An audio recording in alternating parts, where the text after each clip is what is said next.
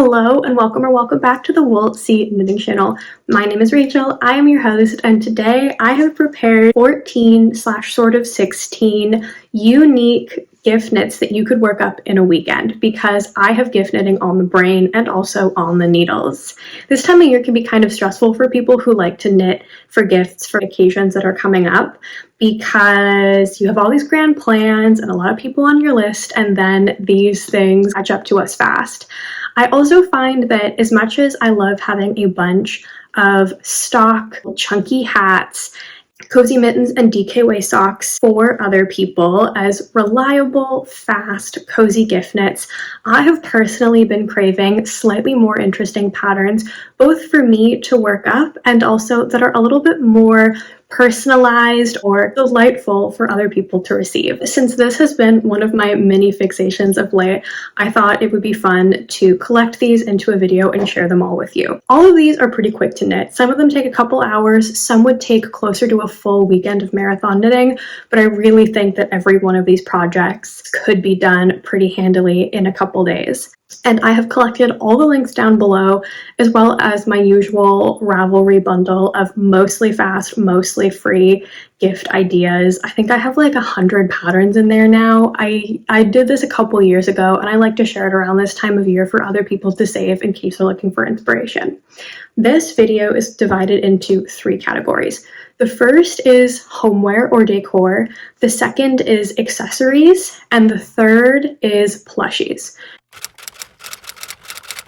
The first pattern on this list is a free pattern called the Leafy Dishcloth. Hold your horses, I know dishcloths not super exciting, but this one I think is really, really cute because it's shaped like a leaf. Giving somebody a set of 2 or 3 of these, if they're someone who is a plant person, or if they're really into sort of cottagecore or fairycore aesthetics, would be a pretty slam dunk gift. It looks like they take no more than a couple hours to knit up. You can use probably different weights of scrap cotton between a DK and a bulky if you have it to end up with different size dishcloths. And I think that the shaping combined with the garter would make these a super fun knit, that they're just a little bit cuter and more whimsical than your standard Granny's Classic square dishcloth. The cool thing about this pattern is that even though gauge isn't the most important with something like a dishcloth that isn't a wearable object, this pattern comes with instructions for 3 different gauges, so you can knit it using a DK, worsted, or Aran weight cotton pretty confidently. The second pattern on this list is another free one that I think would be a great option for decor, or if you have anybody who is a sewist or quilter in your life, and it is the Woolly Cacti, which is a free pattern that has 3 different cactus knitted objects, which is so cute. And this is something where you can use scraps of most different types of yarn. There's 3 different types, 2 of which look super simple and beginner friendly, and the third, which is a little bit more fun and engaging and like things are growing off it. Woolly yarns would lend themselves really well to this to give the fuzz and prickle of a traditional cactus. You can use it as a pincushion or give it to somebody else as a pincushion if they're a sewist. And I think that people really like plants. Sometimes they can be pretty hard to care for. I have killed at least 3 succulents in my life.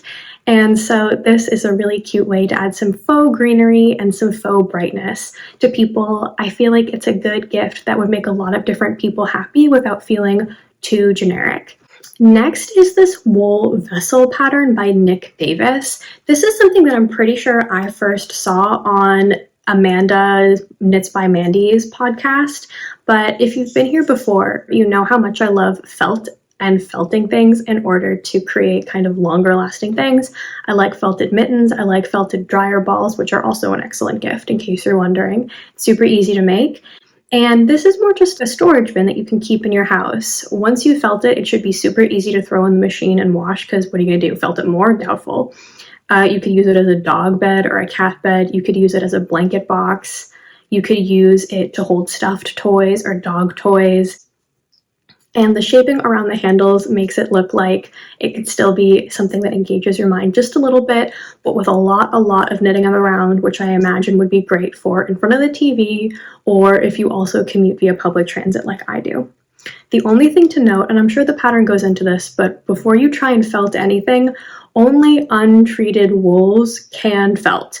That includes alpaca, but you can't felt superwash, you can't felt acrylic, you can't felt cotton. So this is something that would only really work for those woolly wools in your stash. This next one has been in my Ravelry favorites for so long. A, I want it for myself, and B, there are a lot of people in my life that I think would like this, but it is the Nice Cuppa by Kino Knits. And it is just patterns for little teacup, either Christmas ornaments or sachets or little pouches, and teapot as well. I have a lot of tea drinkers in my life. I have a lot of coffee drinkers in my life. You can use a little bit of scrap, like ends or yarn that you really think you're never going to use, to fill it. The pattern listing also suggests filling it with sachets of lavender or cedar, so you can give them to people to put in their clothes or their laundry so it smells nice and maybe ward off bugs in their stash. And a lot of people use them as Christmas ornaments. If you're a big colorwork fan, you're in the market to knit up some ornaments and you're maybe tired of the traditional Christmas bauble, I think this is really cute. I also feel like you could use these as coasters or hot pads, but I think that would really depend on what material you went for instead. I put these in homeware, but I think you could also give these as a plushie alternative to tea party sets, and that could be really cute too. Okay, I have a couple pot holders to recommend. Hear me out. Again, like the dishcloth, these ones are fun. So I think that coasters and pot holders are great. I think that they're so cute to use up scraps. I have so many different patterns favorited, and this one I think is just really excellent and has this sort of store-bought quality that some people strive for in their knitting.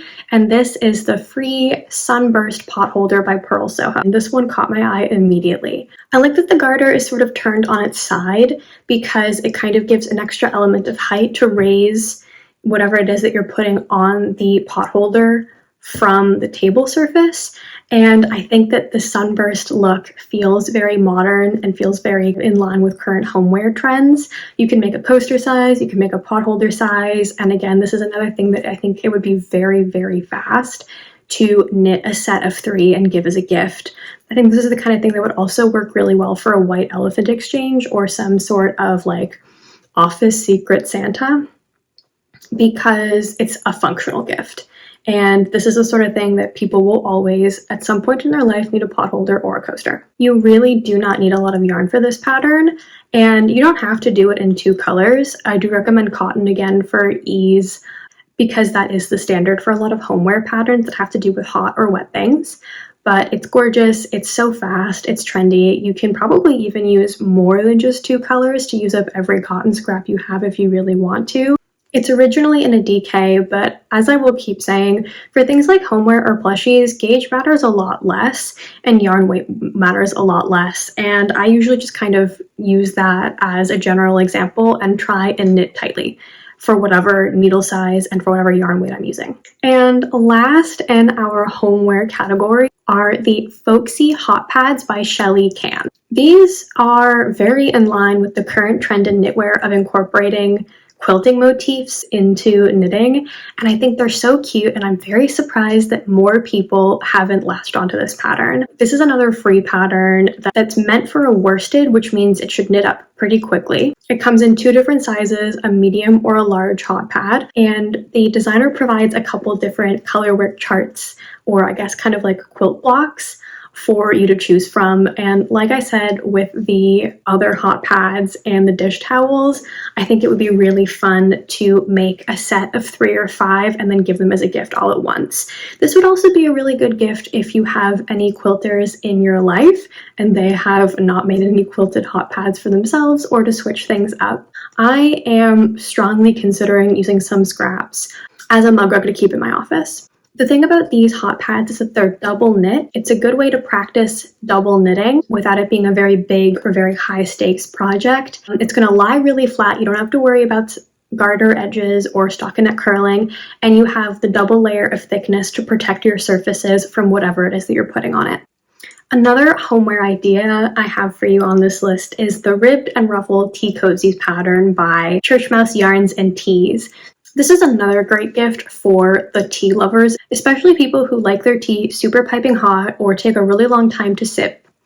and don't want to have to go and microwave their tea. It comes in two different options. One is ribbed, which I think is excellent if you're not 100% sure on the size of the person's teapot, and it has this really, really cute little I-cord loop at the top, which I think is very darling. You can make this in pretty much any sort of yarn that would actually keep something warm. And I think that the ruffle option, which has ruffles at the top and at the very bottom, is darling for people who really like feminine details. And like most of the patterns on this list, it's knit at an Aran weight gauge, which would make it pretty fast and a pretty basic weekend project. The two sizes are for a standard 4-cup or 6-cup teapot. But I'm sure it would be pretty easy to customize, and the rib would make it very forgiving for different teapots. Okay, moving into the accessories portion of the list. First is the one that I think of this entire list would probably take the largest amount of time, and it's the Clover Bag by Sarah Opie, which is written for a single sock set of 100 grams in one color and 20 grams in another. And odds are, I imagine that you have at least one sock set in your stash that is just collecting dust and might work really well in this. So this is a really good gift for someone who likes little pouches and bags, but particularly for other knitters if you have any. Sometimes I wonder what to get my fellow crafters or make my fellow crafters, because most of the things I make, I know they could make for themselves and better, but this is really cute for someone who likes project bags. I also think that despite the fact that it's a fair amount of knitting on smaller needles, almost all of it is stockinette in the round, and besides a really fun, easily memorizable colorwork stripe, this looks like pretty mindless knitting with a couple bits of shaping and colorwork and finishings, which for me keep things a lot more interesting. The kind of thing that I could probably knit on a Zoom call while on FaceTime without having to pay attention for the vast majority of the project, which I think would make it go by a lot faster. So if you're looking to alternate some focused knitting at home and some commuting knitting or some phone call knitting, I think that this would be a very good, more mindless option once you finish the beginning, shaping, and color work. I think the clovers at the bottom are a great beginner stranded color work pattern if that's something that otherwise intimidates you, because it repeats and it doesn't have long floats. I also like that this is meant for a sock set, because whomst amongst us does not have a random sock set floating around that has so far felt too special to actually make into socks yet. I looked through the Ravelry notes and project pages for all of these patterns before I recommended them if I haven't tried them myself, to make sure that people were saying things like, this was so fast, this was really fun, the instructions were really straightforward. But this one had all of that, and it always feels good when you look through the pattern photos and they match what everybody else has made based on that person's pattern. Next, I have kind of 3 ideas in one. It felt kind of strange to separate these into 3 ideas because they're all functionally different flavors of the same thing and by the same designer, but I didn't want to exclude any of them because I feel like each of them are good ideas that could work for different things that you might have in stash or for different people's tastes in your life. And these are 3 different pouches by Yunjong, and they are the acorn pouch, the grapefruit pouch, and the corn pouch. So the acorn pouch specifically comes in 2 different sizes and then also a mini version, and these felt really appropriate to highlight because I have friends who are really into acorns, I have friends who are really into citrus motifs, and I have friends who are really into corn. People are really devoted to corn. I don't know if it's because of that really cute kid singing that corn song a couple of years ago, but it feels like corn has emerged as a motif in my life, or something that people are really like, oh my god, I love corn. So I think that these are great options for different people in your life if they're anything like the people in my life who are very devoted to corn and citrus fruits. The Ravelry reviews describe them as super fun and super fast, and many other people have given them as gifts. The mini acorn pouch specifically, people talked about as knitting up in 2 hours, and I think would be a really fun alternative to a classic AirPods case or headphones case or chapstick case, things like that. I'm biased because I carry a bunch of little pouches in my bag that I move from bag to bag so I can keep everything organized. I have one with my emergency dental floss and lip balm and hand sanitizer, and then of course my actual wallet. And my friends are the kinds of people who like kitschy little bags like this. I think that if people like similarly whimsical organizational systems or just statement accessories and dopamine dressing in general, these are pretty good ideas. And you can customize which one of the ones that I recommend that you choose based on what the people in your life like or what you have available in stash. The grapefruit pouch and the acorn pouch are knit in worsted weight, which again, super fast. And the corn one, which seems a little bit more complicated, is knit in sport weight. Both the acorn and the grapefruit pouch seem to have mostly stockinette in the round, which I imagine would go pretty quickly. And the corn pouch is for people who are craving a little bit more texture or a little bit more mentally engaging work.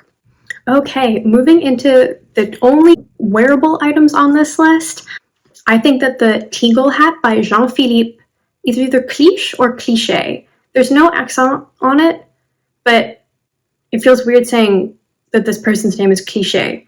Regardless, it's a cool hat. So this hat is knit flat and sideways using intarsia, the checker trend that's been very popular in ready-to-wear fashion for a long time. This hat has such an unusual construction that I imagine would work up pretty quickly and just be a fun, refreshing switch up from your classic hat in the round.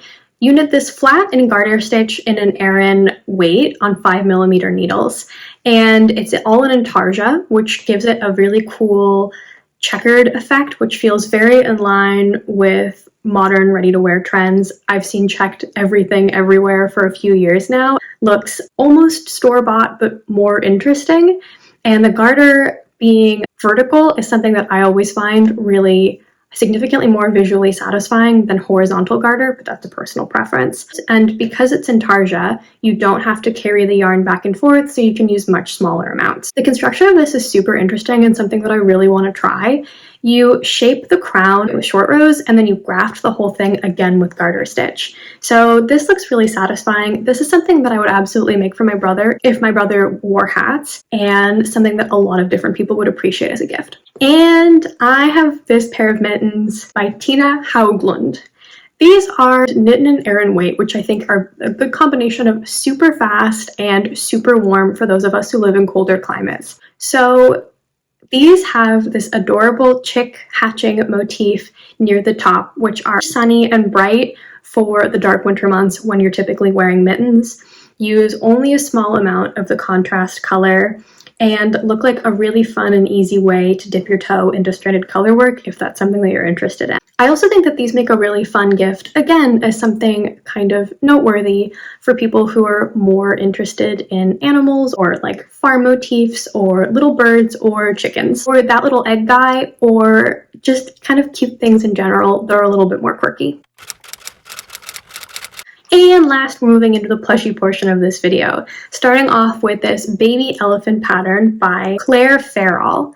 This pattern is knit all in garter and mostly shaped with short rows, so there's not as much seaming, which is something that always scares me off a lot of plushie patterns because I can knit very well and then I try and sew things together and it looks really bad. This is, again, like I said with a lot of the homeware, very customizable and you can make things bigger or smaller based on whatever you want to use in stash. I think this would be really, really cute to give to someone whose favorite animal is an elephant or a child, a new baby that's being born, anyone who wants a soft toy to snuggle with. The pattern is written for a DK, but the designer herself notes that you could make it bigger or smaller by changing both the yarn and the needle size, and most of it is done in short rows. The garter stitch here hides short rows really well, and this looks like a really sweet and cuddly gift that you could give a variety of people with embroidered eyes for choking hazard reasons. A lot of the Ravelry pot project pages describe this as being a great gift for children and a really good first plushie. And a lot of people note that they found success with this as their first attempt at making some type of toy. And last but not least, we have the Lentil Plush by Ashley Usling, which is a free pattern for a very round stuffed cat. This is a great weekend project because it's mostly stockinette in the round. You could get this done while watching TV. You can use pretty much any yarn you have in the stash that you feel is appropriate. And if you look through the Ravelry project pages, you'll see that people have really customized this, making bigger or smaller ones, fuzzier or super smooth ones using either mohair or like a superwash merino. and have made all sorts of little cats for themselves. Most of the shaping just seems to be in making the little rump at the bottom kind of round, doing a long tail, and then just the tiny little pointy ears at the top, and you embroider a face on afterwards. A lot of people in this world love cats. You could even make it for your cat in a really small size as a cat toy. You can make it for a kid, and you can make it for any cat lover. And the last pattern I would like to highlight on this list is the octopus pattern by Susan B. Anderson, which is one that I made this past summer for a friend's newborn, and I wholeheartedly endorse it. It is so fast, it is so fun, it is so cleverly made, and it's really, really cute. The thing about this is that there are instructions for how to change yarns if you wanted to have different color little legs or tentacles for the octopus, but the whole thing is knit without having to break the yarn except for at the very end, unless you're changing colors. The pattern is written very clearly. You could absolutely do this in one evening if you really set your mind to it and a really good book or podcast or TV show going. It's a very thoughtfully constructed pattern, and it's done in a way where you join the tentacles as you go so that you do not have to break and reattach the yarn multiple times for each of the 8 little legs. And so you only are left with 2 ends of yarn when you're done this project unless you change colors. I knit mine in a combination of a worsted weight for the body and a DK weight for the little I-cord legs, and I found it to be really successful. So that's one that I made myself, and I really think that if anyone in your life likes sea creatures, this is a really good pattern for them. Those are all the patterns I had for you today that I think are a little bit more fun than your standard gift knit recommendations. Don't forget, everything is linked down below, as well as my much bigger Ravelry bundle for mostly free, mostly fast gift knit ideas. If you have anything on your gift knit or just for you knit list now because of this, please let me know. If you've made any of these patterns before, please let me know. Okay, I have to get back to my own gift knitting now, so I hope you're doing well and we'll talk soon. Bye.